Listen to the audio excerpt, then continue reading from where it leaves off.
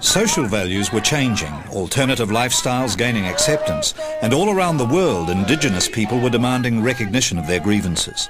In New Zealand, a Maori renaissance challenged the paternalism of our unexamined race relations. We aren't the cosy, cohesive, white Anglo-Saxon male society of Muldoon's ordinary bloke, and the younger generation knows it. Nothing symbolised Muldoon's isolation from the mood of a new politically active generation than his attempt to use a South African rugby tour as a vote catcher for the 1981 election. This Prime Minister, who intervened in almost everything else in New Zealand, refused to intervene when the Rugby Football Union invited a Springbok team from the racist regime to tour the country. It precipitated something like a civil war.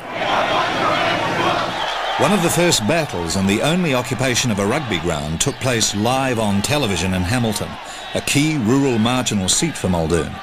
Among the band of protesters was writer C.K. Stead. I went on right into the middle, and then we formed a very solid mass in the middle, and suddenly out came these robots with huge batons, and they surrounded us, and they were saying more or less, well, we're going to beat you to death, would you like to move? And it didn't immediately occur to me that they wouldn't actually beat us all to death in front of a large crowd and a lot of cameras, so I was actually terrified. And then, of course, when it was announced that the game had been called off, The game has been officially cancelled. then one was fairly scared of the crowd too, because there were tens of thousands of people there howling for blood.